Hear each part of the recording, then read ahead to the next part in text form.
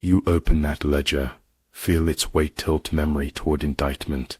Each entry is a chain, tethering identity to service. Your finger halts at your own name, inscribed years ago by an indifferent scribe. Cillian, of the lower pasture, renders 2 hens at Michaelmas, 8 days boon work come harvest. You whisper the words aloud, as though reciting an old hex, then tear the page free in one deliberate motion. Pages pile beside you, torn from their bindings, an unscrolling of subjugation. Names once fettered to tasks, now flutter loose, like startled birds. You gather them and carry them outside, where a gentle breeze waits, like an unseen choir. Lighting a brazier, you feed the pages to flame. Smoke spirals skyward, ink, parchment, and centuries of obedience dissolving into unrecorded air. When the last scrap curls to ash, you speak into the hush. Let our names be written by what we choose. The wind shifts, ash drifting to meadow, mixing with pollen. Somewhere, seedlings will take root, nourished by this strange communion of ink and earth. A prayer need not kneel if it plants instead. A hymn can be hummed by soil. Faith, like water, changes vessel and yet remains. The library door groans on neglected hinges as you push it open, stirring dust motes that dance in slanted afternoon light filtering through grimy windows. The space smells of abandonment, that particular mustiness of paper left untouched, of leather bindings cracking, of knowledge suspended in disuse. Summer heat has intensified these odors, creating an atmosphere both oppressive and oddly sacred, like entering a church long after worshippers have fled. You've passed this door dozens of times since winter, without venturing inside. Practical concerns dominated previous explorations of the manor, seeking stores of salt or tools, assessing structural integrity of roofing, repurposing spaces for communal gatherings. The library, with its particular form of wealth, waited for attention less urgent but perhaps more profound. Shelves line walls from floor to ceiling, their oak darkened by decades of candlelight and handling. The ladder mounted on brass rails that allows access to highest volumes stands askew, as though its last user departed in haste. A massive desk dominates the center of the room, its surface obscured by stacked documents, abandoned mid-review when plague emptied the manor of its occupants. You begin methodically, assessing which volumes might hold practical value for your community's ongoing needs. Herbals detailing medicinal properties of plants, both common and exotic. Agricultural treatises describing crop rotation and soil amendment techniques. Astronomical texts correlating celestial movements with planting cycles. Each represents knowledge previously gate-kept, accessible only to those whose birth or position granted entry to such repositories of learning. One volume particularly catches your attention, bound in red leather with gold lettering proclaiming Natural Philosophy of Common Things. Inside, detailed illustrations depict mechanical principles, water management systems, methods for calculating structural loads. You set this aside with special care, recognizing its potential value for community infrastructure development. As your exploration continues, you encounter texts whose significance seems primarily symbolic of the previous order, genealogies tracing noble bloodlines back to mythologized ancestors, legal justifications for aristocratic privileges, theological arguments supporting divine right hierarchy. These too have value, though different from practical manuals. They provide window into mindset that constructed and maintains social arrangements your community now challenges. Buried beneath haphazardly stacked papers on the central desk, you discover the manor's primary ledger, a massive tome bound in calfskin with iron clasps that once secured its contents against unauthorized eyes. Its weight is both physical and metaphorical, as you lift it from hiding place to examine what was once forbidden knowledge. Opening the cover reveals pages of meticulous accounting, each household in the village listed with corresponding obligations, rent paid in coin or kind, labor duty calculated in days per season, special levies for church maintenance, for bridge repair, for Lord's daughter's marriage celebration years past. The handwriting changes occasionally, as one steward replaced another, but the fundamental purpose remains consistent across generations. Documentation of extraction from those who work the land to benefit those who claim to own it. Your finger traces columns of figures, harvests recorded by yield, percentages allocated to manor storehouses versus what villagers might keep, calculations of seed grain required for following season, with remainder available for Lord's profit at market. The mathematics of survival balanced against the mathematics of surplus accumulation. Then you reach sections recording individual obligations by name, and there, midway down a page dated 15 years earlier, you find your own entry. Cillian of the lower pasture renders 2 hens at Michaelmas, 8 days boon work come harvest. The sight of your identity reduced to these transactions sends cold reality through warm summer air, reminder of how completely the previous system defined human worth by contribution to others' wealth. Surrounding your name are those of neighbors living and dead, each catalogued by what they owed rather than who they were. Old Merrick, whose cough marked plague's arrival in your village. Anna, his wife, skilled midwife, whose hands delivered half the community's children. Willem the blacksmith, whose craftsmanship earned manor praise, yet never corresponding freedom. Thomas the weaver, whose daughters were sent into service at nearby estate, with portion of their wages claimed by your own lord as fees for permission to work elsewhere.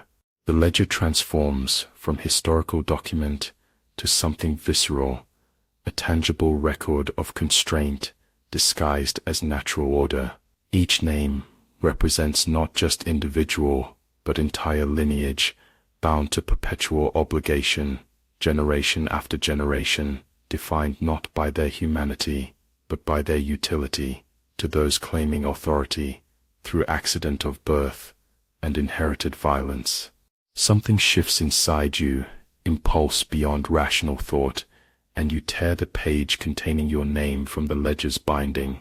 The sound of ripping parchment echoes sharply in library's stillness, both transgressive and liberating. That simple act, physically removing your identity from record of obligation, carries power that catches your breath. You continue, not systematically now, but with gathering momentum, tearing pages free from binding, each representing neighbors living and dead. Names flutter loose from their textual chains, scattered across desk like autumn leaves. The physical destruction of these records cannot undo generations of extracted labor, cannot restore years spent in service to others' wealth accumulation, cannot resurrect those who perished under burden of inequality. Yet the act itself holds symbolic potency that transcends practical effect. When all pages containing villagers' names lie separated from ledger's spine, you gather them carefully, this strange harvest of paper and ink, and carry them from the library into afternoon sunlight. The manor courtyard stretches empty and quiet, its cobblestones radiating accumulated heat. At its center stands brazier used during winter for community gatherings, cold now in summer's abundance. You arrange kindling beneath iron grate, strike flint against steel, until spark catches dry tinder. Flames grow curious, tentative, then hungry as you add fuel. When fire reaches steady blaze, you begin feeding it pages one by one, watching as each record of obligation curls, blackens, transforms from instrument of control to momentary light and heat before dissolving into ash. As you continue this ritual dismantling of documentation, you hear footsteps approach. Elsbeth stands watching, her expression neither approving nor condemning, simply witnessing. When last page vanishes into flame, she speaks. Will burning records change what happened? No, you acknowledge, watching smoke spiral skyward like released spirits, but it marks what will not happen again. Elsbeth nods, understanding the distinction between vengeance against past wrongs and declaration of future intent. Together you watch embers settle, occasional paper fragment rising on thermal currents before disappearing against azure sky. The moment holds quality of ceremony, though no words consecrate it, transformation occurring through conscious action rather than prescribed ritual. Let our names be written by what we choose, you say finally, breaking silence. Not declaration of individual license, but recognition that identity derives from agency rather than assignment, from actions freely chosen rather than obligations externally imposed. Wind shifts suddenly, catching ash from brazier and scattering it across courtyard in grey swirling dance. Some particles drift toward garden, where summer vegetables grow in careful rows. Kale and cabbage, beans climb skyward on handcrafted trellises, squash sprawling beneath fruit trees, once reserved for manna table alone. The symbolism strikes you both simultaneously, remnants of old order, literally becoming nutrient for new growth. A strange fertilizer, Elsbeth observes, but perhaps fitting. You return to library together, surveying what remains now that ledger of obligations has been transformed. The practical knowledge still waits, herbals and agricultural texts, mechanical treatises, and medical compendiums. These you will preserve, catalogue, make available to any in community with interest or need. Their value transcends the hierarchical contexts that produce them. Wisdom itself belongs to no single class. Some volumes you designate for community instruction, basic primers once used to teach noble children their letters, now repurposed for universal education, regardless of birth. Others require specialist knowledge to interpret. These will rotate among those with appropriate skills, with expectation that learning be shared rather than hoarded as previous power currency. As sunset approaches, casting long shadows through library windows, you complete initial assessment of which texts warrant immediate preservation against encroaching damp. Volumes selected for rescue are carried to dry storage in what was once the steward's office, a room whose transformation from center of extraction to repository of communal knowledge represents in microcosm your community's larger social reorganization. That evening, as neighbors gather for communal meal in Manor's great hall, you describe discovery of practical texts and plans for their preservation. Interest sparks immediately. Matteo the fisherman, asking about navigational treatises, young apprentices curious about mechanical illustrations, mothers inquiring about medical references that might supplement Marta's herbal knowledge, and the ledgers. Thomas asks, aged eyes sharp, despite failing body, the records of who owed what to whom. A momentary hush falls over, gathering, as question touches directly on transformation still unfolding in your midst. The psychological as well as practical dismantling of hierarchies, justifications, transformed. You answer simply, as we all are. Understanding ripples through assembled community, recognition that certain forms of knowledge served primarily as instruments of control rather than human flourishing. No formal vote approved your action. None was needed in community, increasingly attuned to distinction between preserving useful wisdom and maintaining tools of subjugation. Later that night, walking home beneath summer stars brilliant against velvet darkness, you feel weight lifting that transcends physical burden of day's labor. The ledger's destruction represents not erasure of history, but liberation from its deterministic power, rejection of narrative that some are born to command while others born to obey. Outside your cottage, night breeze carries scent of ripening grain from fields once designated by who would claim their yield, rather than who actually sowed and harvested. Now those designations have dissolved, like ledger pages in flame, replaced by arrangements that recognize fundamental connection between labor invested and benefit received. You think of names recorded so meticulously in manor books, identities defined by obligation rather than aspiration, by extraction rather than contribution. Those same names now appear in different contexts, on planting rotation schedules determined collectively, on skill-sharing rosters organized by aptitude and interest, on community governance documents signed by choice rather than compulsion. Inside your modest home, you light single candle, its flame reminiscent of larger fire that consumed paper chains earlier that day.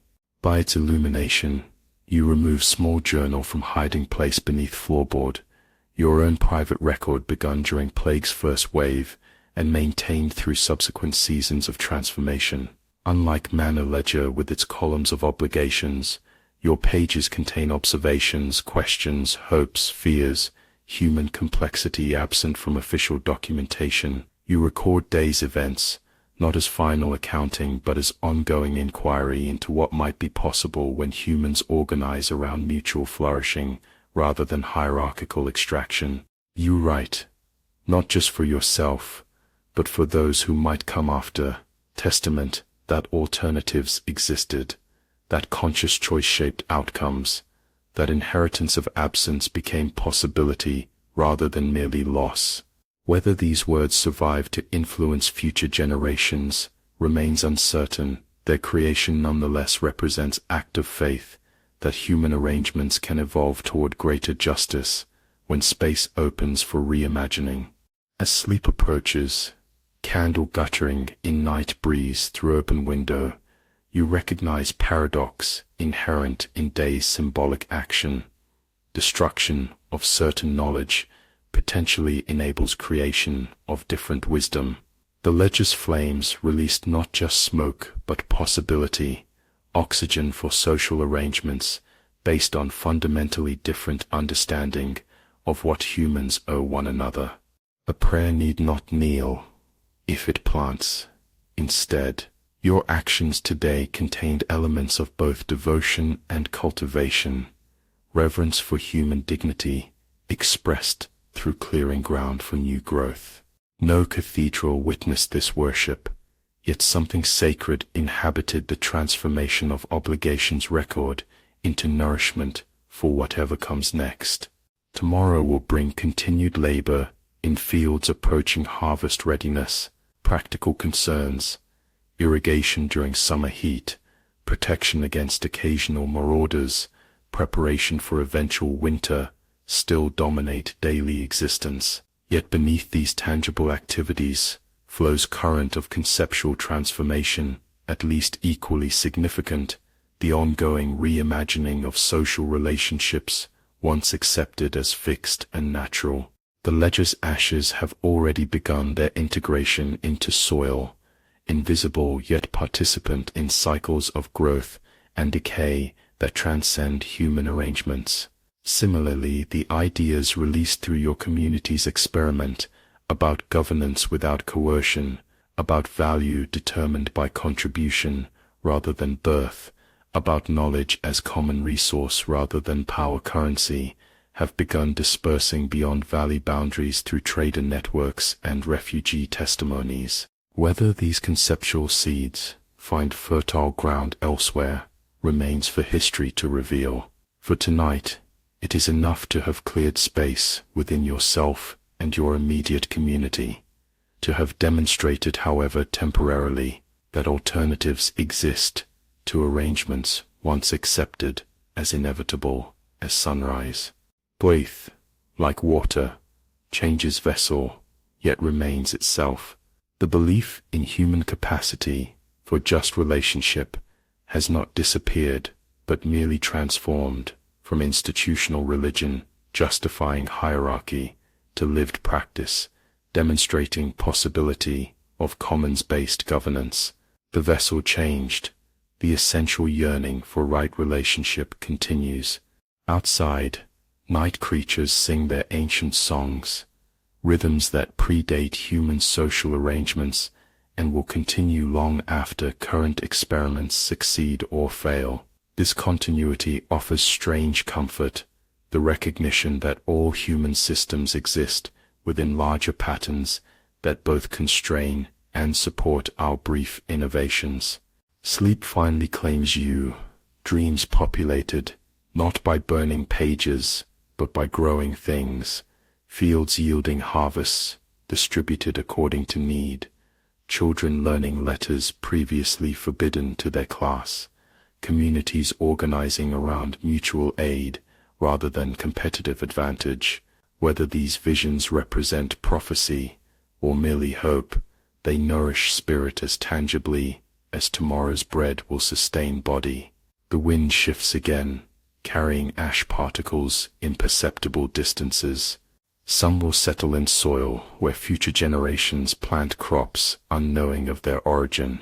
Some may travel between valleys, crossing boundaries invisible from sufficient height. All participate in transformation more profound than mere physical displacement, the reclamation of identity from external definition to self-determination, from what is extracted to what is freely given. Grain ripens faster than tally sticks can count. You and Elsbeth organize a night-long threshing, flails arcing under torchlight, chaff drifting like golden snow. Rhythm binds you, swing, strike, lift, swing, strike, lift. Sparks from torches flicker in the draught like fireflies trapped in amber. By dawn, mounds of grain glisten dew-kissed, promise banked in every kernel. At sunrise, the valley gathers for the first equitable division. Sacks are weighed, then parceled by head count, not hierarchy. Children carry smaller shares. Elders receive extra out of reverence. There is no protest, only a quiet marvel that fairness can feel as natural as breathing. Afterward, a feast blooms on trestle tables, porridge sweetened with honey, roasted hare, fresh pears, blushed pink. A traveling lute player offers music in return for shelter, notes wandering tenderly. You dance, unself-conscious, feet bare on packed earth. Someone passes you a cup of blackberry wine, tart and urgent, tasting of dusk and daring. As stars emerge, you notice Tumes and Sabine discussing coin minting, melted silver, recast into small discs, bearing a wheat sheaf instead of a lion crest. Symbols matter, Sabine says. Thomas nods, face aglow from forge embers. You realize you are witnessing the birth of a currency rooted not in a crown, but in the value of sustenance, a coin that evokes bread, not bloodline. Autumn returns with muted gold, and a question, what is prosperity without memory of loss? Traders arriving from plague-thinned cities bring silks, iron tools, whispered envy. They speak of lords scrambling to reimpose dues, of new laws demanding workers return to ancestral estates. You listen as one merchant unrolls a parchment bearing the king's seal, a decree fixing wages, limning boundaries. He expects compliance. You, Elsbeth, and Thomas exchange glances across the common. The decree hangs between you and the gathered crowd like a spiderweb strung with dew. You step forward, voice calm but firm. The king's wax does not plough our fields, nor bury our dead. Our valley answers to the soil. The crowd murmurs assent, soft, yet powerful as a rising tide. The merchant bows out, decree half-rolled, unsettled by the gentle refusal. He leaves with grain he traded fairly, and perhaps an ember of reconsideration glowing in his chest. In the hush afterward, you feel the valley inhale, a collective breath, owning its own lungs. That night you sit by the river, letting fog dampen your hair, listening to water pull old stories downstream. You imagine absence itself, vacancies carved by plague, coalescing into an invisible economy. Land empty of masters yields freedom. Memories empty of debt invite new contracts of kindness. You realize wealth is now measured in unshackled futures. The first frost arrives unexpectedly, silver crystals etching delicate patterns across fallen leaves. Your breath plumes visible in dawn light as you stride toward threshing barn, where grain harvested weeks earlier awaits final processing before winter storage. The season has turned decisively toward dormancy, yellowed leaves drifting from branches, birds gathering in restless flocks, darkness claiming increasingly larger portions of each day. Inside the barn, lanterns already glow against shadows, illuminating 40 neighbors arranged in efficient formation.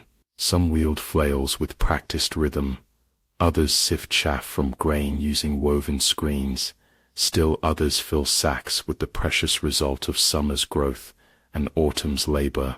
Children dart between adults, sweeping scattered kernels into piles or carrying water to quench workers' thirst. You join Willem at sorting table, your hands automatically finding rhythm alongside his, separating damaged grain from whole, pebbles from food, this season's yield from next season's seed stock. The work requires attention, but leaves minds free to converse, to plan, to evaluate. To harvest exceeds expectations, Willem observes, calloused fingers moving with surprising delicacy through golden pile. Even with reduced hands, we've managed more than enough for winter needs.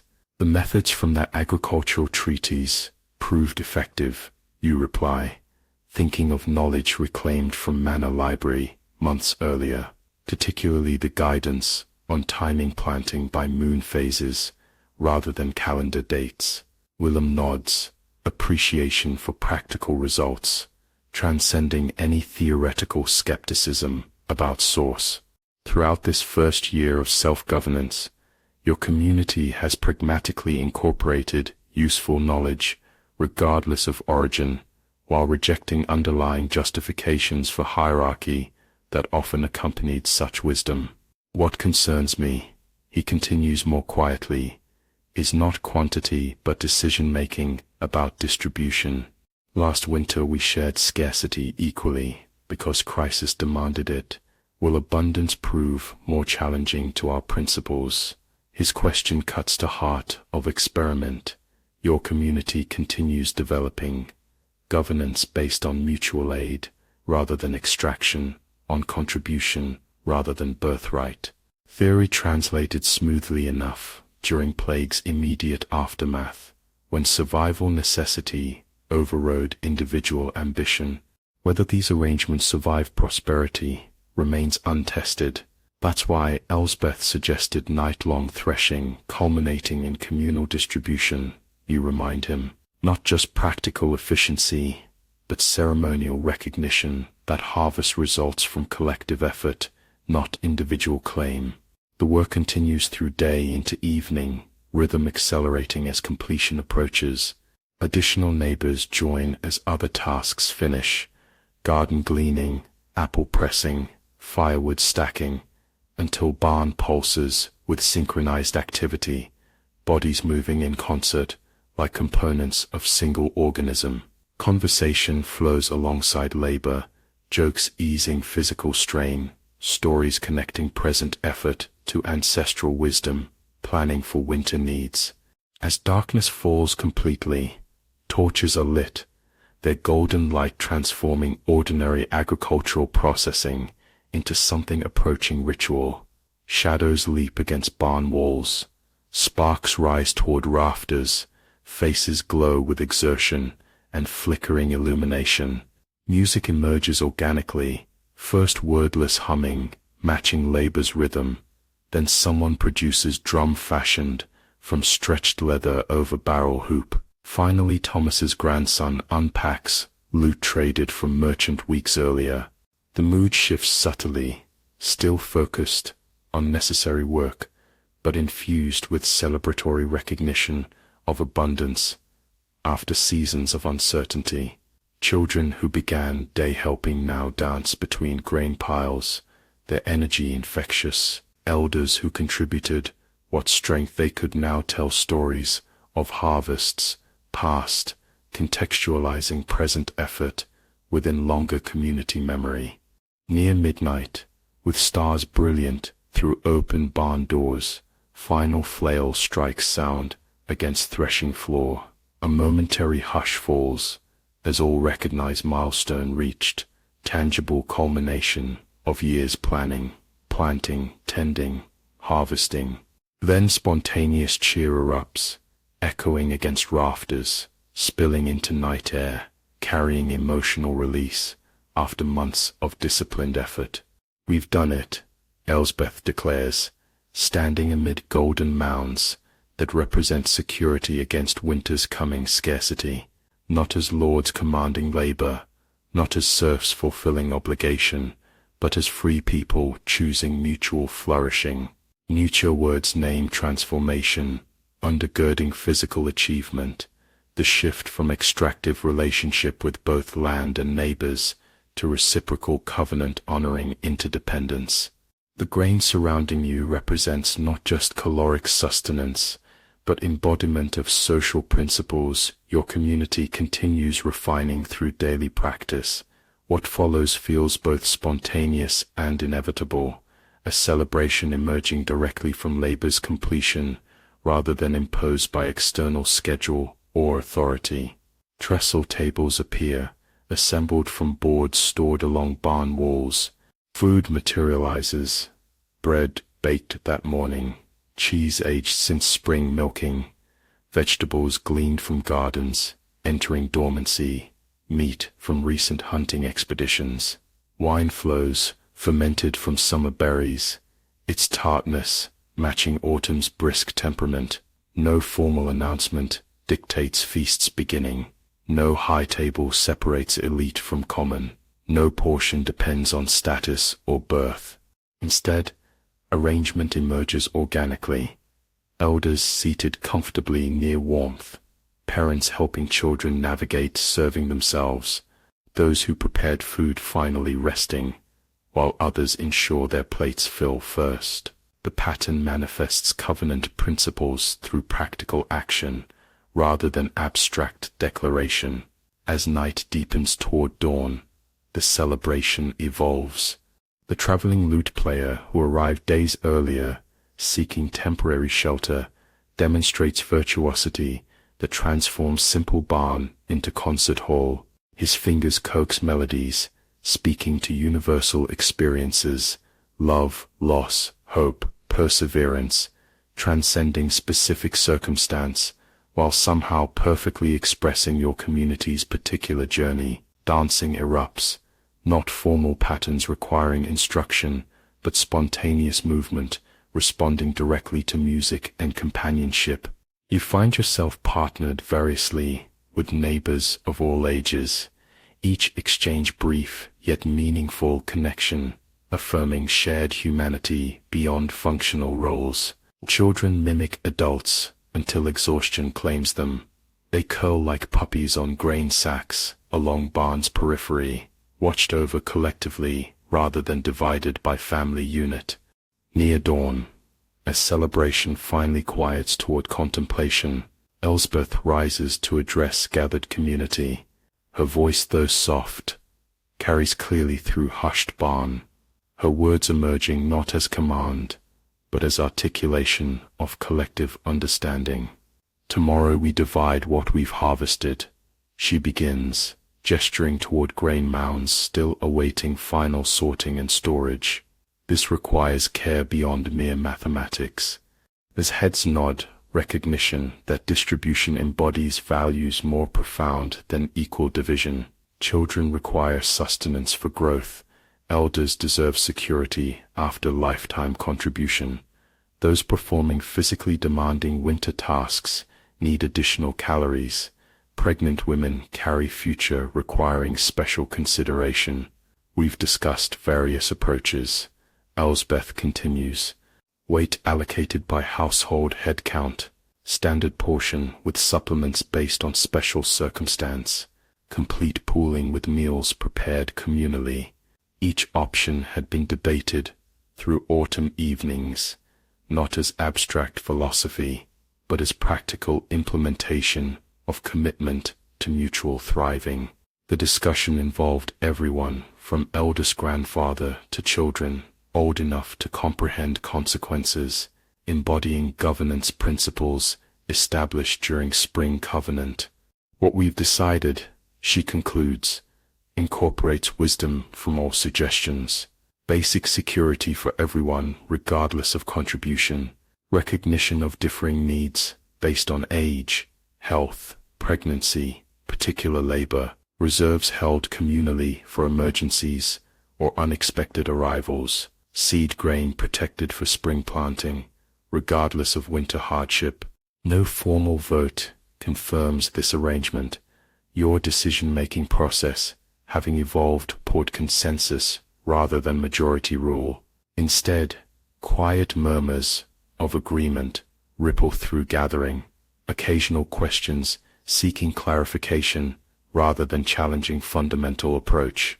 What emerges represents neither imposed solution nor complete unanimity, but workable compromise, honoring diverse perspectives within shared commitment to collective welfare. As first light edges eastern horizon, transforming barn's interior from torchlit intimacy to cool gray clarity, you move as one body toward threshing floor where grain awaits distribution. The process unfolds with deliberate ceremony.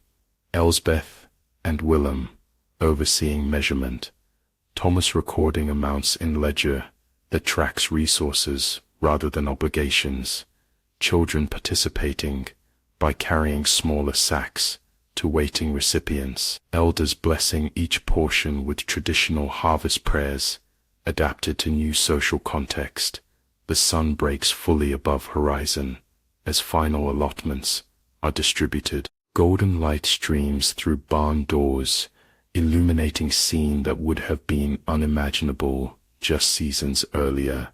Villagers receiving sustenance based on need rather than status, food flowing directly from producers to consumers without manner extraction, decisions implemented through collective choice rather than hierarchical command. After brief rest, community gathers on village green for shared breakfast, porridge sweetened with honey from hives tended collectively since spring, fresh pears harvested from what were once manor orchards now managed for common benefit, roasted hare from hunting expedition undertaken by teenagers learning adult skills. The simple meal takes on ceremonial significance. First breaking of bread after harvest division, tangible affirmation that covenant principles survive translation into practical implementation.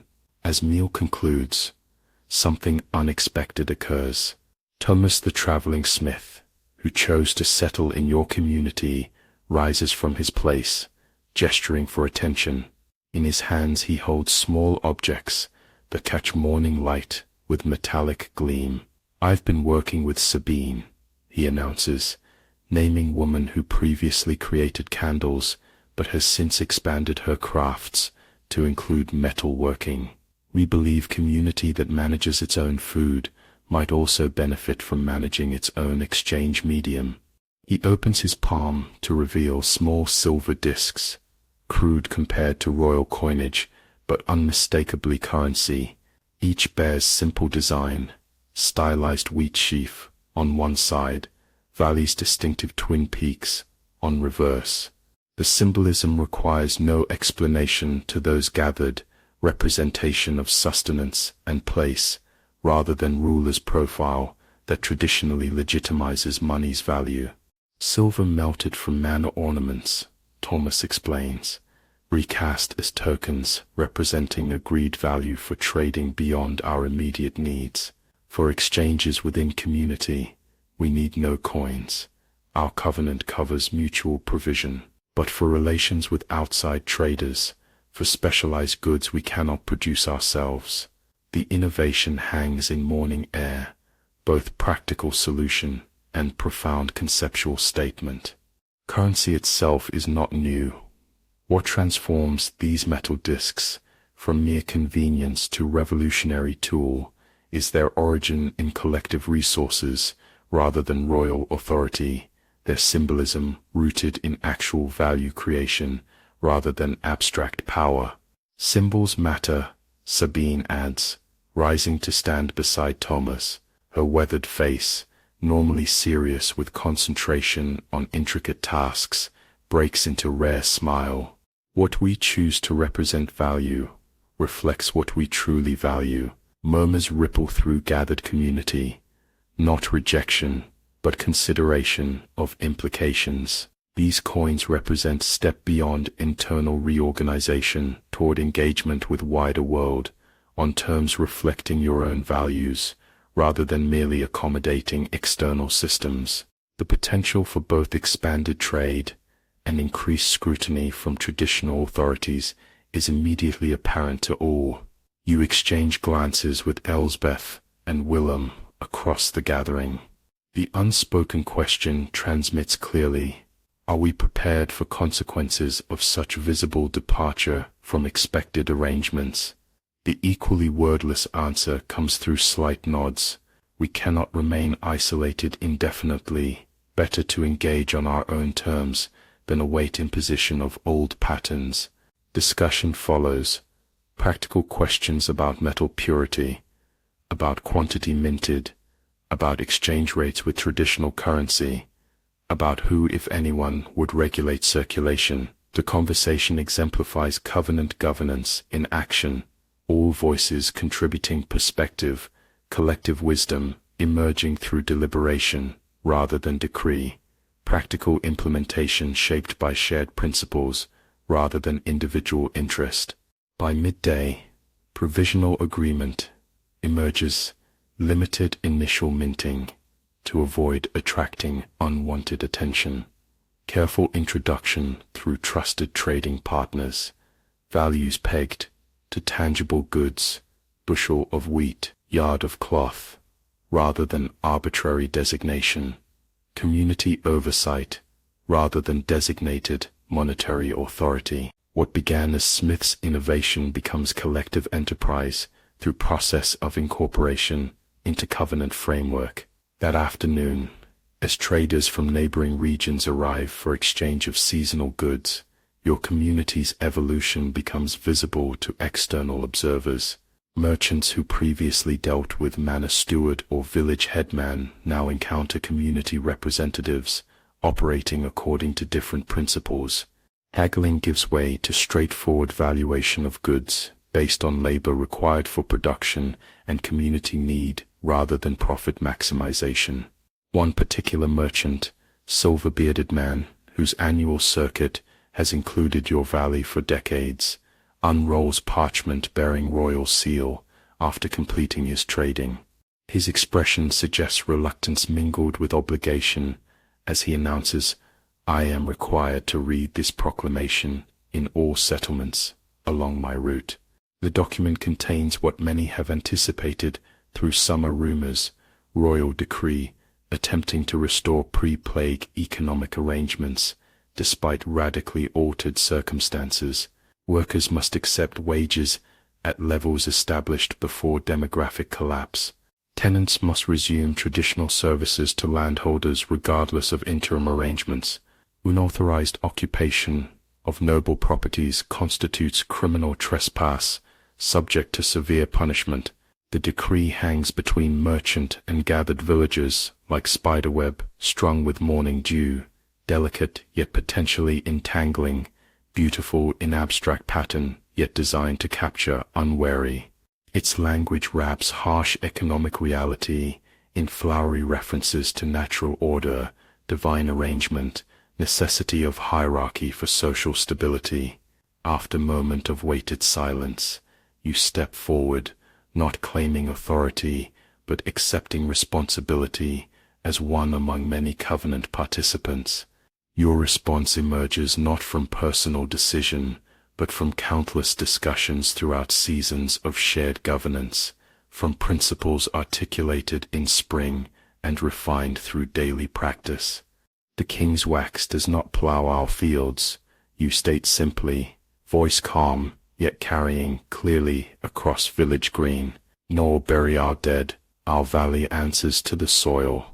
The statement contains neither explicit rejection nor formal defiance, merely assertion of lived reality that has emerged organically from plague's devastation and community's deliberate reconstruction.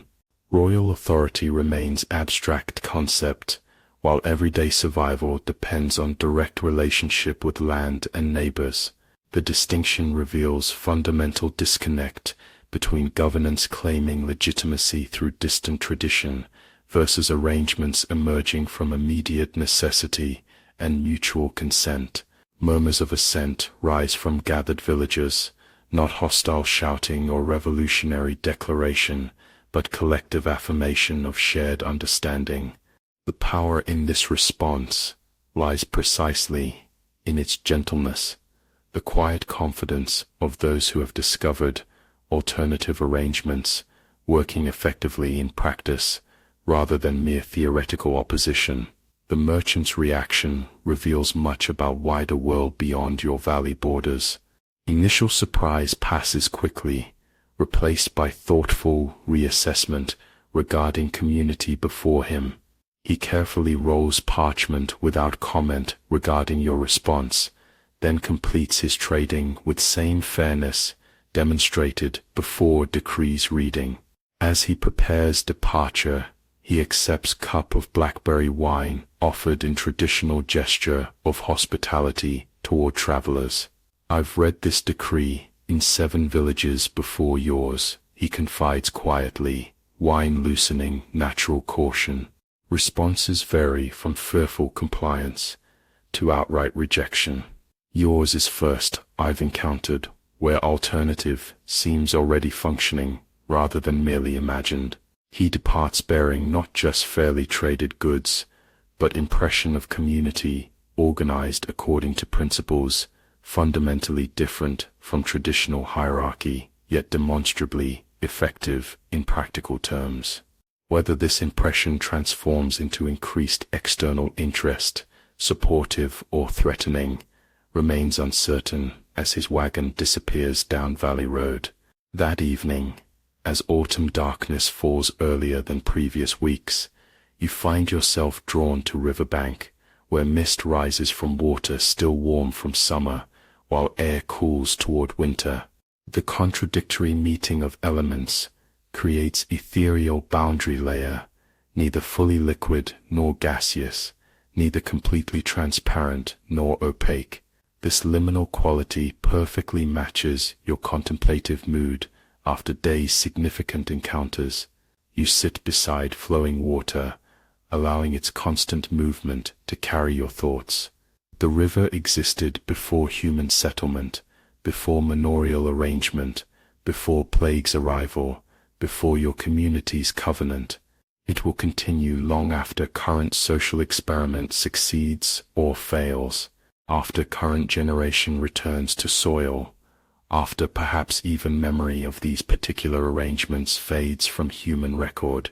Yet this perspective brings not despair but strange comfort, recognition that human systems exist within larger patterns that both constrain and support our brief innovations. The natural world demonstrates principles your covenant attempts to incorporate reciprocity rather than extraction, adaptation rather than rigid hierarchy, cyclical renewal rather than linear accumulation. As fog thickens around you, obscuring boundaries between water and air, land and sky, you consider transformations less visible but equally profound occurring within your community and beyond. The plague's catastrophic emptying of traditional structures, what initially appeared as pure devastation, has revealed itself as opportunity for reimagining social arrangements previously accepted as inevitable as seasons. Land empty of masters yields freedom for those remaining to determine their own relationship with soil and sky. Obligations erased by death of those who enforced them create space for voluntary associations based on mutual benefit rather than coercion. Memory emptied of daily reinforcement of hierarchy allows imagination of alternatives previously unthinkable. This abundance emerging from absence represents wealth more profound than coins, even those newly minted with wheat sheaf symbol. The true currency of your community's experiment is not silver, but unshackled futures.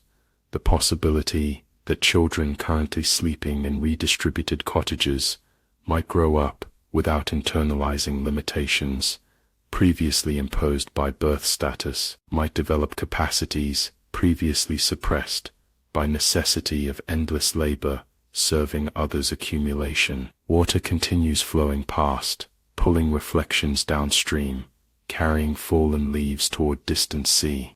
You recognize your thoughts following similar current, moving from immediate practical concerns of harvest distribution and coin minting toward broader implications of social arrangements being tested in your valley and perhaps elsewhere, where plagues similarly disrupted traditional hierarchies. Whether this particular experiment endures beyond current generation remains uncertain. Whether principles being articulated through daily practice might influence wider social reorganization seems questionable, given entrenched interests opposing such transformation. Whether memory of these attempts might nourish future possibility, even if present implementation falters, cannot be known from current vantage, yet you find yourself committing to continuation regardless of uncertain outcome, not from naive utopianism, but from recognition that alternatives demonstrated, even temporarily, change what future generations understand as possible. The ledger of traditional obligations may have burned to ash months earlier, but new covenant, written through daily practice of mutual aid, inscribes itself in community memory, in children's expectations, in practical arrangements that outlast any particular documentation. As night depends around you, stars emerging in gaps between fog banks overhead, you rise to return home. Tomorrow brings continued implementation of harvest distribution, preparation for winter's challenges, ongoing negotiation of covenant principles in specific circumstances. The grand implications matter less than these daily choices, through which theory manifests in lived reality. The path home winds between cottages where lanterns glow in windows once dark after plague's initial devastation. Each light represents household participating in social arrangement, neither fully realized nor completely articulated, an evolving experiment in governance without lords, in distribution without extraction, in value determined by contribution rather than birth or acquisition. You pass Manor House on hill where windows now illuminate communal activities rather than private luxury. The building itself stands physical reminder of previous organization, stones arranged to impress, to separate, to elevate few above many, yet its repurposing demonstrates how structures created for one social arrangement can be adapted to serve fundamentally different purposes when human relationships reorganize themselves according to different principles. At your own threshold you pause, taking final deep breath of autumn night air, scented with wood smoke, leaf mold, distant frost. The season itself embodies transition, neither summer's abundance nor winter's scarcity, but preparation for dormancy that enables future growth. Your community similarly occupies transitional space between what was and what might be, between autonomy and interdependence, between rejection of unjust arrangements and creation of alternatives. Inside your modest home, embers still glow from morning fire. You add gathered sticks, watching flames reanimate, casting shadows that dance along walls, like visual echo of celebration witnessed night before. The warmth spreading gradually through single room represents in microcosm what your community continues attempting at larger scale, transformation of resources through collective effort into sustenance, supporting all participants rather than luxury for few. While many shiver, tomorrow's sunrise will bring new challenges, new decisions requiring balance between individual desire and collective welfare, new opportunities to translate principle into practice. The harvest has been gathered, its distribution has begun, according to covenant rather than hierarchy. The wider world has been engaged on terms reflecting community values rather than external impositions. Autumn asks essential question, as leaves release from branches that no longer support them. What must be surrendered for new growth to eventually emerge? Your community's ongoing experiment suggests partial answer. Prosperity measured solely in accumulation becomes impoverishment when disconnected from memory of interdependence, from recognition of loss as inevitable companion to gain, from understanding that true wealth manifests in relationships rather than possessions. As sleep approaches, your thoughts return to river, where fog continues rising from meeting of warm water and cooling air. That liminal space, neither fully one element nor another, perfectly represents your community's current position. No longer defined by traditional hierarchy, yet not fully realized alternative, engaged with wider world, yet maintaining boundaries necessary for internal cohesion, honoring useful elements of inherited knowledge, while rejecting justifications for inequality embedded within traditional wisdom. This transitional state contains particular potency precisely because final form remains undetermined, possibilities still unfolding, patterns still emerging, covenants still being written through daily choices rather than fixed declaration. Like fog itself, transformative potential remains visible yet insubstantial, real yet difficult to grasp, present yet constantly shifting. Your last conscious thought acknowledges both achievement and ongoing challenge.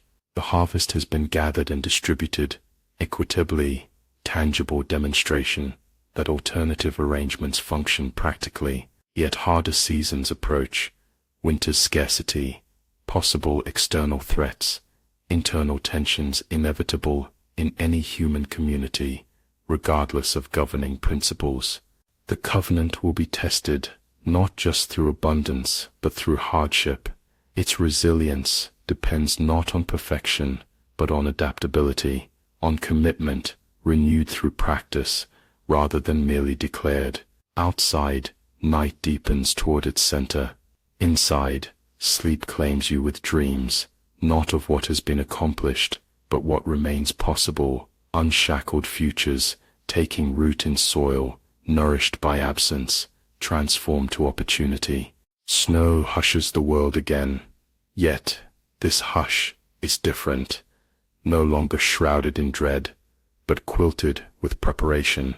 Within the manor's great hall, a council forms, valley folk, newcomers, even a lone monk seeking refuge. You sketch maps on repurposed parchments, plotting irrigation expansions, woodland stewardship, seasonal teaching circles. Debate flickers, bright as hearth fire, flaring then settling. How to guard against bandits, how to teach reading so decrees can be questioned, how to preserve surplus grain without rodent pillage. Every query births solutions woven from shared skill.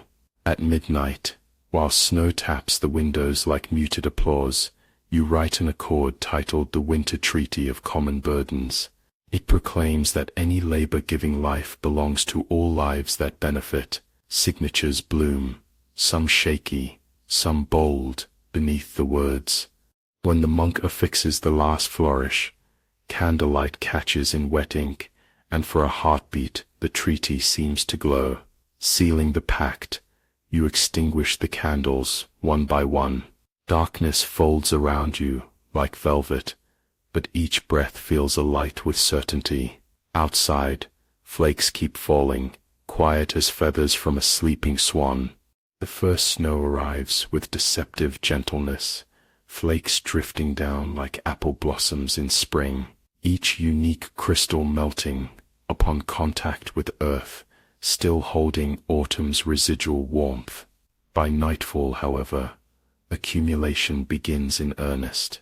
You stand at your threshold watching whiteness transform familiar landscape, erasing boundaries between garden and path, between cottage and common land, between this season and your memory of last winter's desperate isolation.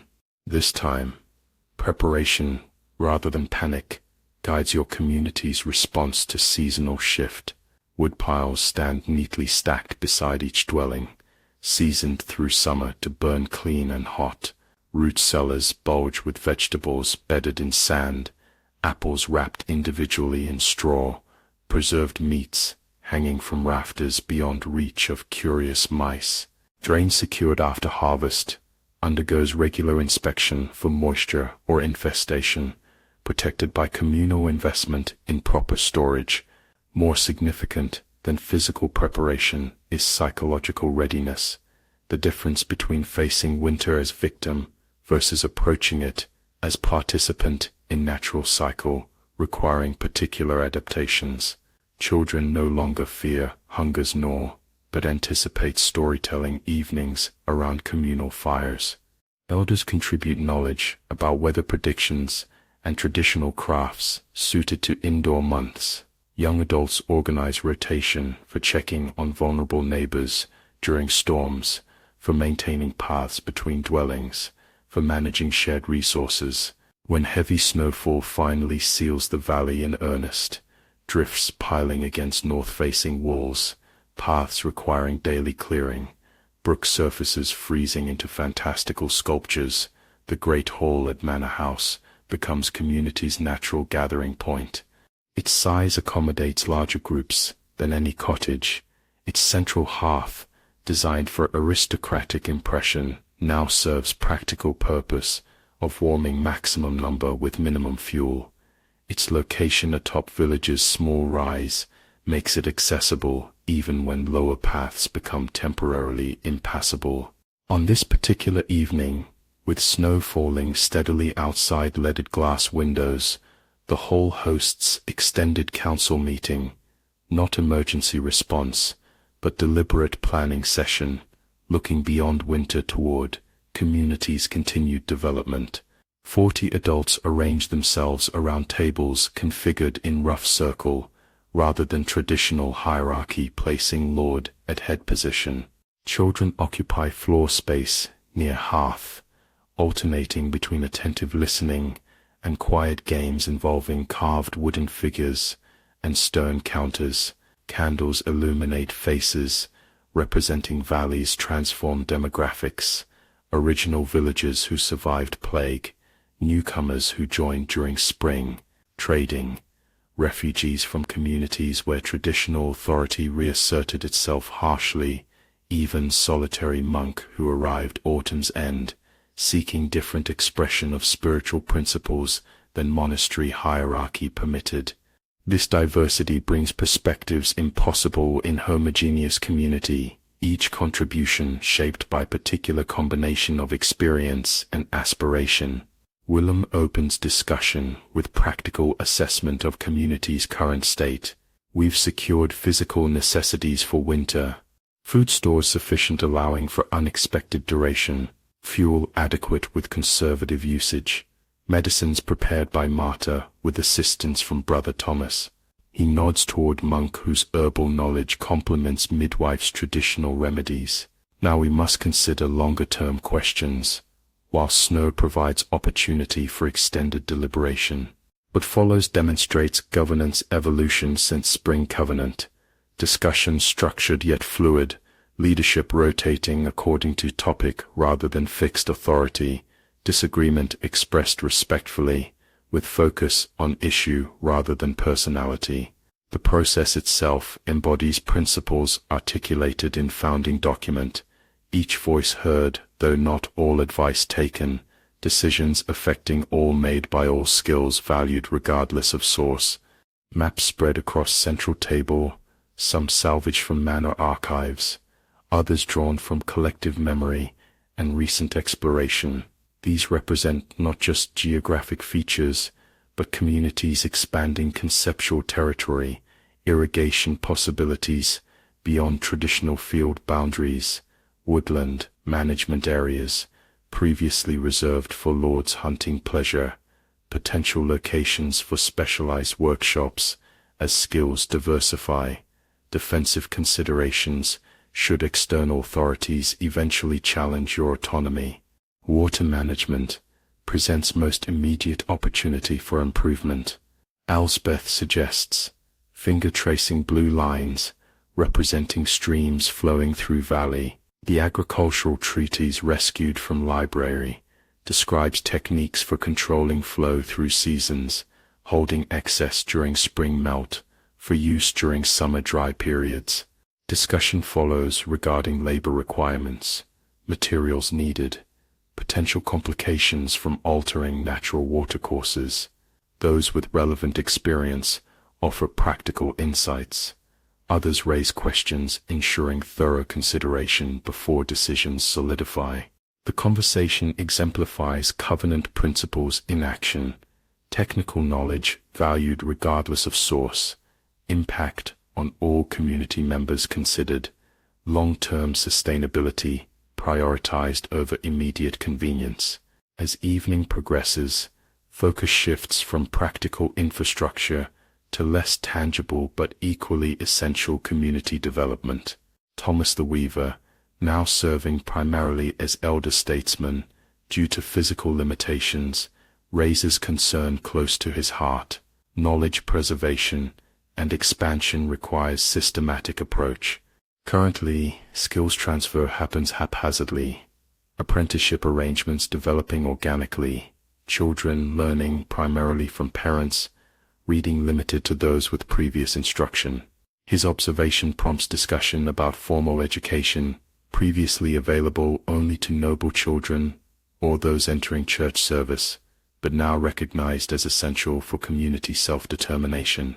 Brother Thomas offers perspective, shaped by monastery experience, yet transformed by his evolving understanding of knowledge as common resource rather than privileged possession. Reading allows direct engagement with ideas, rather than dependence on traditional authority for interpretation, he explains, gesturing towards stack of volumes rescued from library mildew. When peasants could not read royal decrees, lords and priests determined what they supposedly contained. When workers can examine documents themselves, power shifts fundamentally. Proposal emerges for winter teaching circles, utilizing enforced indoor time for systematic instruction across age groups. Those already literate would teach basics to others. Specialized knowledge would circulate through rotating sessions where each person serves as both student and teacher according to their particular skills. The arrangement embodies covenant principle that education belongs to all who seek it, rather than privileged few deemed worthy by birth. As midnight approaches, candles burning lower in their holders, conversation turns toward more sensitive topic, how to maintain community boundaries against external pressure while remaining true to principles of hospitality and mutual aid. Reports from traveling merchants throughout autumn confirmed increasing attempts by traditional authorities to reimpose pre-plague arrangements, despite demographically altered landscape. Your valleys experiment in self-governance, while still largely beneath notice of regional powers, cannot remain invisible indefinitely. We must consider defensive preparations without becoming defined by fear, says Thomas, whose experience as traveling smith before settling in your community provides valuable perspective on wider developments. Some regions have seen armed enforcement of labor statutes. Others witness more subtle pressure through church hierarchy, declaring new arrangements spiritually suspect. The ensuing discussion navigates careful balance between practical security concerns and commitment to governance through consent rather than coercion. Watchtowers at valley entrances, rotating guard duties, training beyond hunting skills with bow and staff. Each possibility examined not just for effectiveness, but for compatibility with community's core values: protection without militarization, boundaries without exclusion, self-determination without isolation. Near midnight, with snow continuing its silent accumulation outside darkened windows, consensus emerges around document that captures evening's wide-ranging discussion. You find yourself at desk once used by manor steward to record obligations, now repurposed for articulating community's evolving covenant. Quill pen traces words emerging not from single author, but collective wisdom, distilled through hours of deliberation. The Winter Treaty of Common Burdens, you write across parchment's top title suggested by Brother Thomas, its language bridging religious tradition with secular governance, in acknowledgement that spiritual and practical realms need not stand separated. Beneath follow principles refined through evening's discussion, each representing both practical agreement and philosophical foundation. Any labor-giving life belongs to all lives that benefit. This fundamental reconceptualization of work challenges traditional hierarchies' extraction model, where many labor primarily for benefit of few, replacing it with direct connection between contribution and shared well-being. Knowledge freely given multiplies, hoarded it diminishes. This principle establishes education as common resource rather than privilege or power currency, recognizing that learning's value increases through circulation rather than restriction. Boundaries exist to protect, not exclude. This addresses tension between maintaining community integrity and engaging with wider world, affirming right to self-determination without implying isolation or rejection of legitimate exchange. Governance serves lived needs, not abstract authority. This challenges traditional justifications for hierarchy based on divine order or ancient precedent, grounding legitimacy instead in actual effectiveness at supporting human flourishing.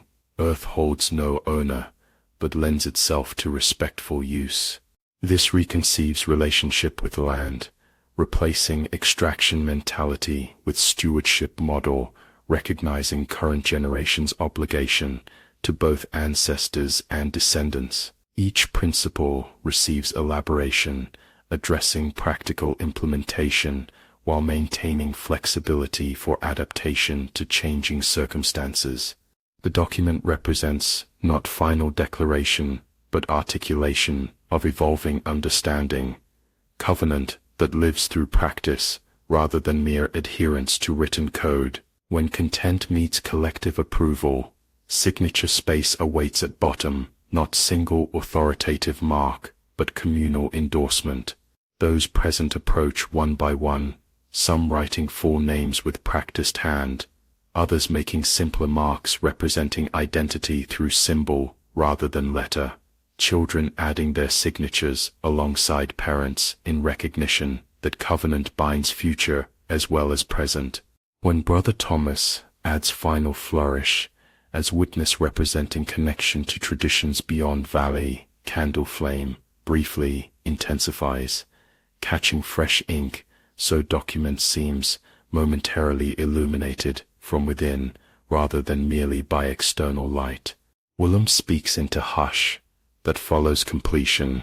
Let this stand, not as law imposed, but as promise exchanged, each to all and all to each. The words resonate through great hall, but once hosted pronouncements from aristocratic authority, now transformed into space where common voices articulate uncommon vision. By unspoken agreement, candles are extinguished one by one until darkness wraps, gathering like protective cloak, not fearful absence, but comforting presence, reminder that light remains even when temporarily invisible. Outside, snow continues falling with patient persistence that mirrors community's approach to social reconstruction, each flake insignificant alone, yet collectively transforming landscape, each action modest in isolation, yet cumulatively creating new patterns of human relationship. The crystalline silence carries quality of testimony, witness to possibility emerging from catastrophe's aftermath. Days fold into weeks as winter establishes dominion over valley.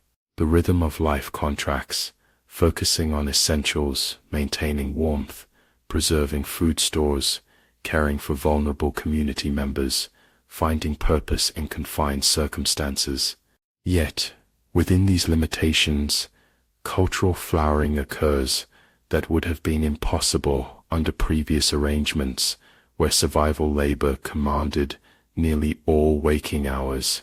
Teaching circles organized during council meeting flourish beyond initial plans. The Great Hall hosts morning sessions where children learn letters and numbers under guidance of those already literate. Afternoons feature practical instruction, Brother Thomas demonstrating medicinal preparations, Matteo teaching net-making techniques, Willem explaining metallurgical principles underlying his blacksmith craft. Evenings transform into knowledge exchanges where traditional hierarchy between teacher and student dissolves, each person alternately sharing expertise and receiving new learning according to their particular gifts and interests. Cultural expression blossoms alongside practical knowledge. Thomas's grandson discovers particular talent for lute playing, his music evolving from simple reproduction of traditional ballads to original compositions reflecting communities' transformed circumstances. Several women collaborate on tapestry, depicting not aristocratic hunting scenes, but communal harvest celebration, visual representation of covenant principles in action.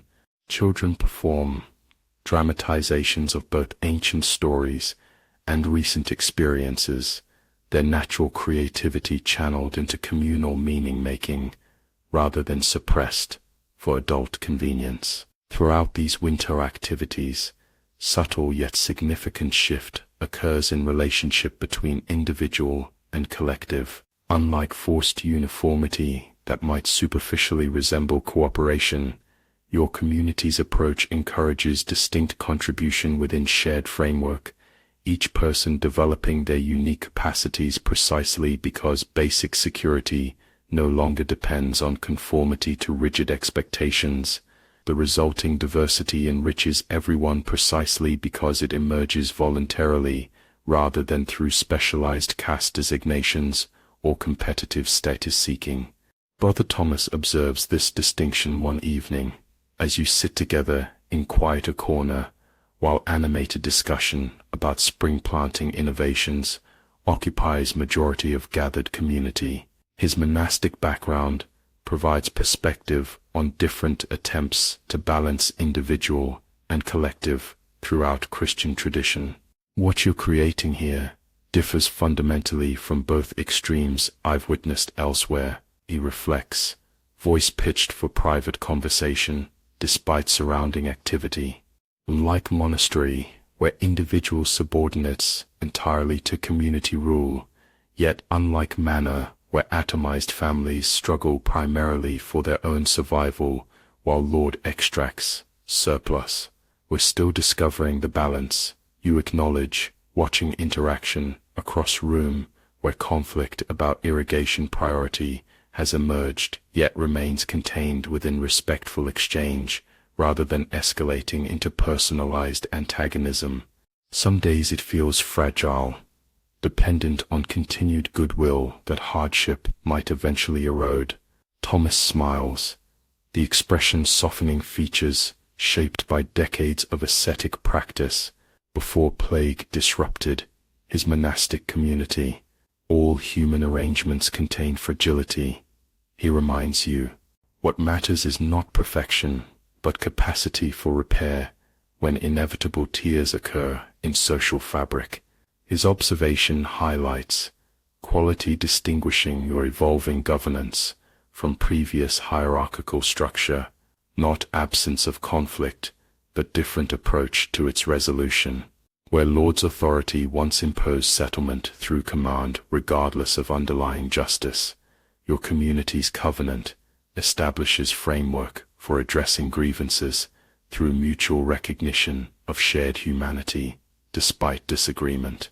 The process proves messier, certainly, yet produces solutions with broader acceptance precisely because participants engage as equals rather than subordinates. As winter reaches deepest point, days incrementally lengthening but cold intensifying, unexpected opportunity for testing these principles arrives with stranger found unconscious near valley's eastern boundary. Hunting party discovering him debates briefly before bringing him to community, rather than leaving him to certain death in sub-zero temperatures. The decision itself represents covenant in action, recognition of obligation to fellow human transcending potential risk from unknown outsider. The man regains consciousness in Manor Infirmary, where Martyr's healing skills combine with Brother Thomas's medicinal knowledge.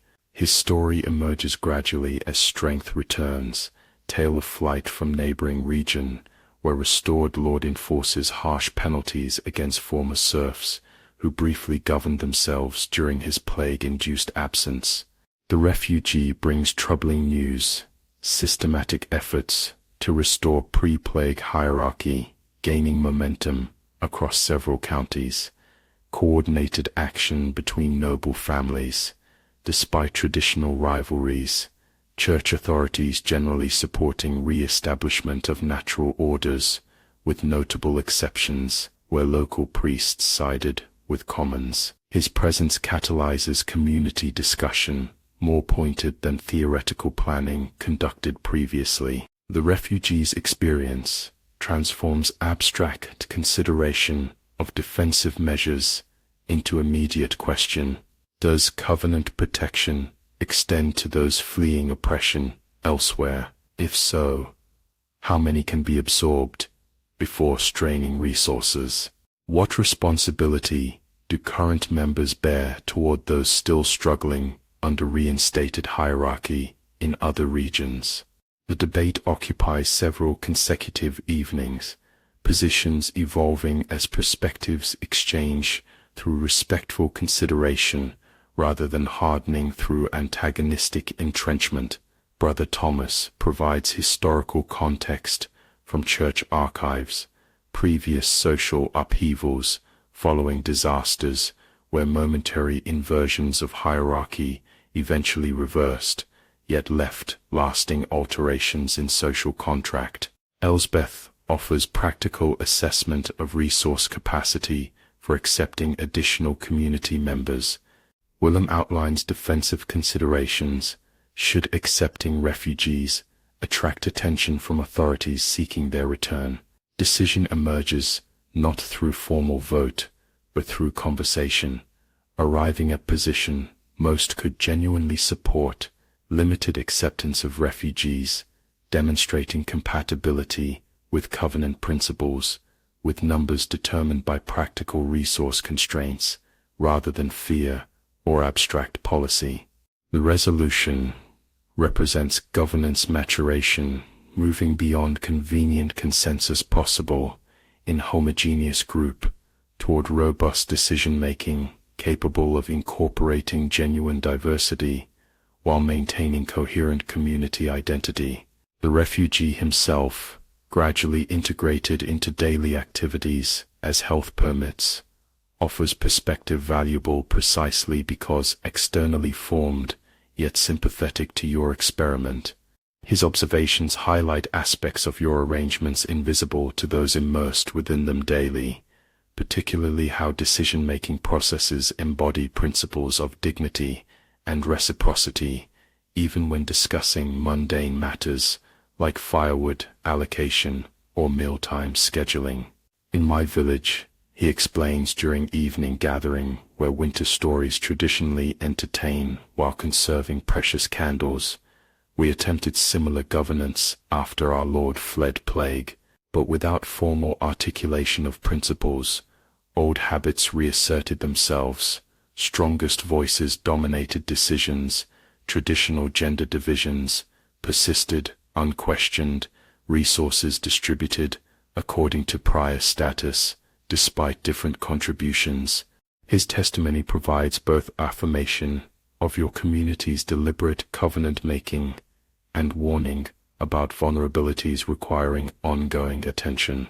The exchange exemplifies how inclusion of new perspectives strengthens rather than threatens social fabric when framework exists for incorporating difference within shared commitment to fundamental principles.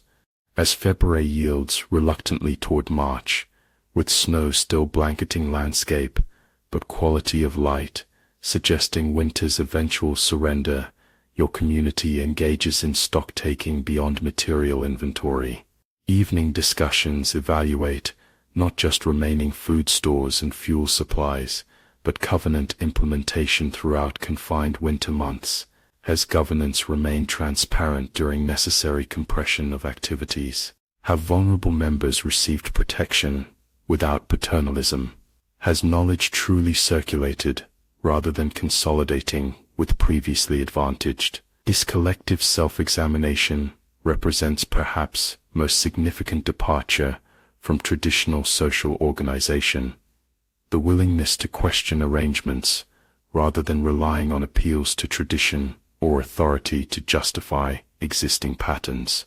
Covenant itself undergoes respectful scrutiny, not as sacred text beyond modification, but as living agreement requiring continuous renewal through practice and occasional revision through deliberate reconsideration.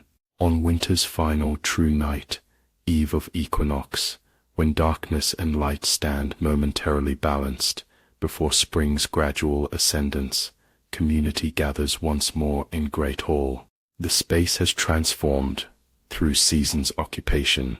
Tapestries created during winter now adorn stone walls, previously decorated with aristocratic insignia. Central hearth, surrounded by semicircle of benches, replacing formal high table arrangement.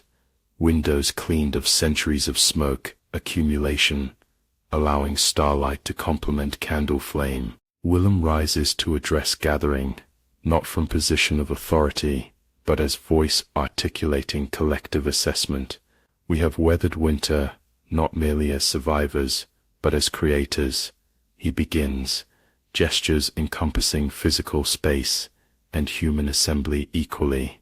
Our stores remain sufficient, our knowledge has expanded, our covenant has proven flexible yet durable through daily testing. Others speak in turn, Elsbeth noting stronger health outcomes compared to previous winters, despite similar material circumstances. Thomas reflecting on cultural flowering, evidenced by music and storytelling innovations.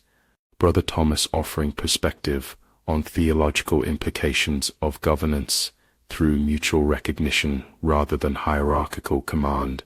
Each contribution acknowledges challenges alongside achievements, maintaining balance between justified pride in uncommon social experiment and realistic assessment of continuing vulnerabilities. As midnight approaches, with snow tapping windows, like gentle reminder of winter's lingering presence, the final activity emerges spontaneously, yet feels inevitable.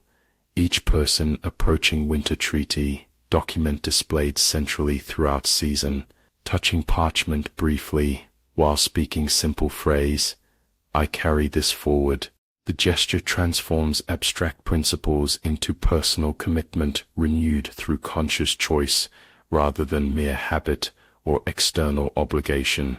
When last community member completes this informal yet powerful recommitment, Candles are extinguished sequentially until single flame remains, symbolizing continuity between seasons, between generations, between ideals and implementation.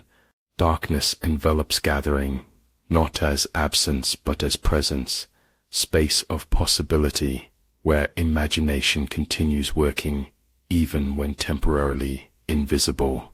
Outside, snowflakes continue descending with delicate persistence, each unique crystal contributing to transformation larger than individual identity, yet impossible without particular contribution. The parallel with social covenant requires no explicit articulation. It manifests in silence, more eloquent than speech, in darkness, more revealing than illumination. Winter's testimony whispers through falling snow. Transformation emerges not through dramatic revolution, but through patient accumulation of choices, aligned with principles. Community stands stronger through voluntary commitment than through coerced compliance. Abundance flows from recognition of interdependence rather than protection of privilege. As final candle extinguishes, your breath catches momentarily, not from fear, but from awareness that darkness contains both unknown threats and unimaginable possibilities. The winter has provided opportunity for articulating vision more completely, for testing principles through daily practice, for building relationships beyond mere survival association. Whatever spring brings, whether continued autonomy or challenged independence, the community facing it has become something unprecedented, people consciously choosing mutual flourishing rather than accepting hierarchical extraction as inevitable social arrangement. Each breath in darkness feels alight with certainty, not of specific outcome, but of worthiness in attempt. The covenant exists now beyond parchment, inscribed in daily practices, in decision-making processes, in relationships reconfigured according to dignity rather than dominance. Even should external forces eventually dismantle specific implementations, the knowledge of possibility cannot be unlearned. Outside, snow continues its patient accumulation, each flake insignificant alone, yet collectively powerful enough to temporarily redesign landscape.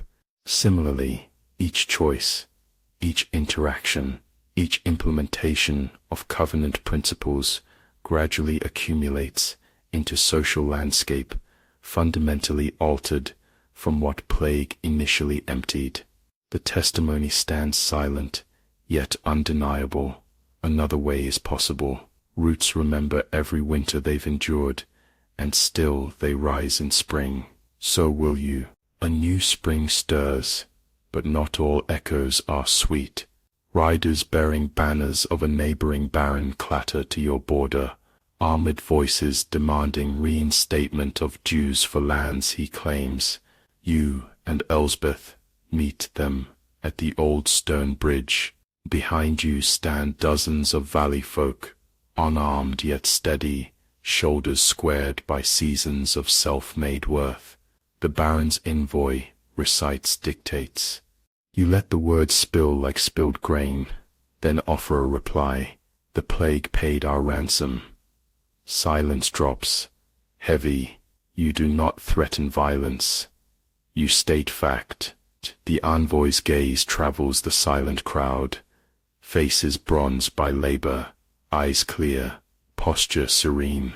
He turns his horse without flourish, the banner sagging as if wind had left it. That night, the valley gathers in vigil under budding apple branches. Lanterns tilt in trees, casting halos on blossoms. You speak of vigilance without vengeance, of courage braided with humility. Repetition anchors your vow. We till our land, we guard our peace, we welcome strangers, we bow to none. Each line answered in chorus, until the orchard echoes with layered resolve. The first buds appear, while snow still patches shaded ground. tiny green promises swelling along branches, black with winter dormancy. You stand in the orchard that once belonged exclusively to manor, now tended communally for shared harvest.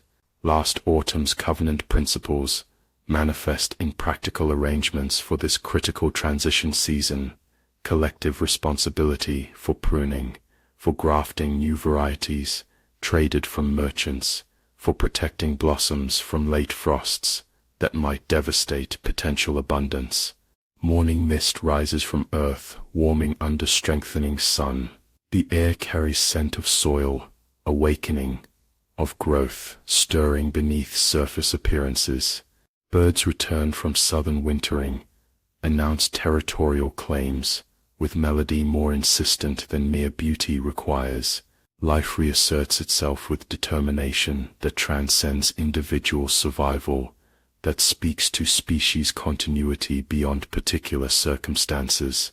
You inhale deeply, drawing spring's promise into lungs still accustomed to winter's thin air. This moment of transition between seasons always carried particular potency, but this year holds additional significance.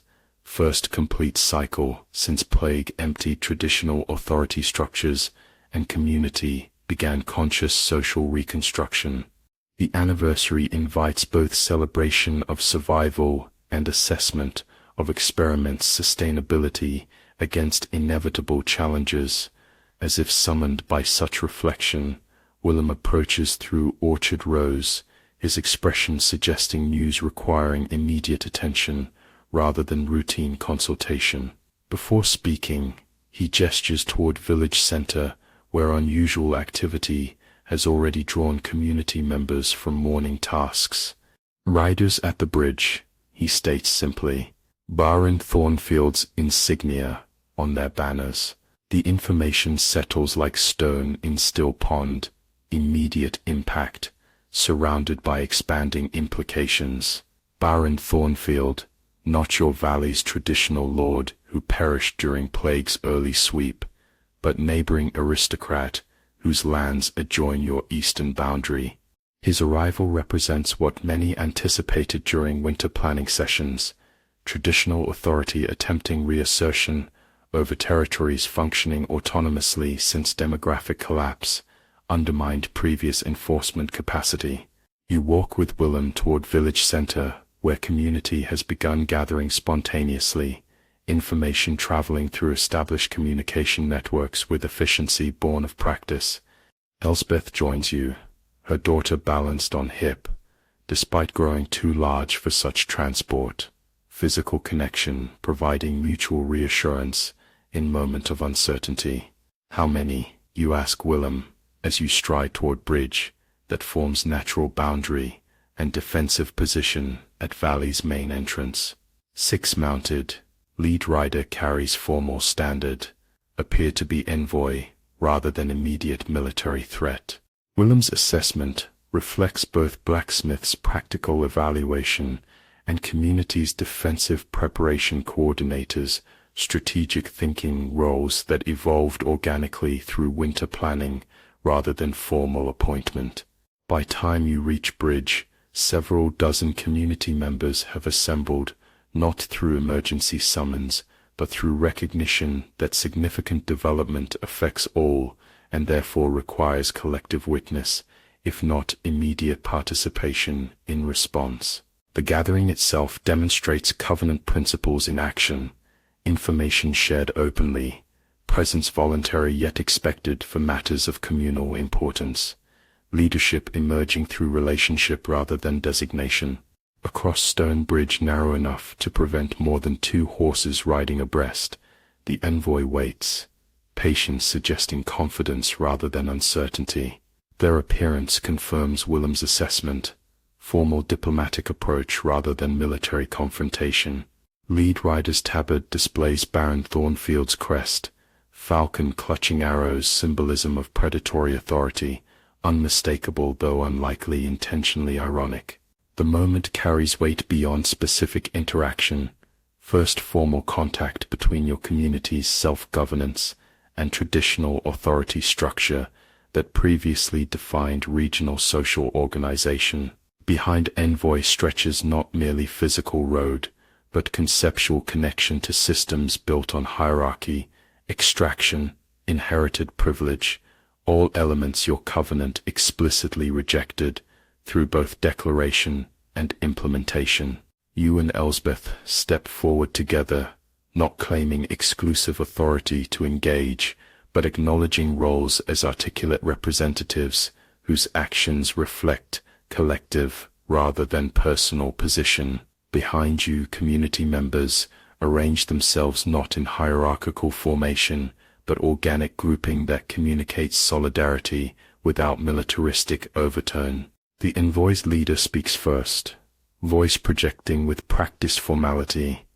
I come representing Baron Edric of Thornfield, Lord of Eastern Territories, and by recent royal grant, custodian of vacant holdings previously administered by the late Lord Hayward. This opening establishes context for what follows, legal claim based on traditional authority structures that pandemic disrupted but did not fundamentally dismantle outside your valley. The reference to royal grant indicates coordination between surviving nobility and crown, systematic attempt to maintain conceptual continuity of ownership despite practical discontinuity of control during plague's aftermath. Baron Thornfield recognizes hardship endured by tenant populations during recent calamity. The envoy continues, tone suggesting rehearsed diplomacy rather than genuine empathy. In his mercy, he grants grace period for resumption of traditional obligations, 1 month to account for all agricultural assets currently held, 2 months to present full census of working residents, harvest season for payment of back rents at reduced rate of 1/3 normal obligation. The terms present themselves as generous concession rather than demand, yet underlying assumption remains unchanged. Land belongs fundamentally to aristocracy, regardless of who actually works it. Labor owes portion of its production to distant authority, regardless of what protection or service such authority actually provides. Social hierarchy exists as natural order, merely disrupted rather than legitimately questioned by plague's temporary dissolution of enforcement capacity. You listen without interruption, as envoy recites complete declaration, detailed expectations for resumption of manorial obligations, schedule for steward's appointment, requirements for formal acknowledgement of Baron's authority, including symbolic submission ceremony. The words flow past, like stream over stones, making temporary impression without fundamentally altering what lies beneath. When recitation concludes, silence stretches between opposing conceptions of social arrangement, traditional hierarchy, represented by mounted envoy, versus covenant community, embodied in gathered villages. The moment invites not merely response to specific demands, but fundamental declaration regarding competing visions of human relationship to land, to authority, to one another.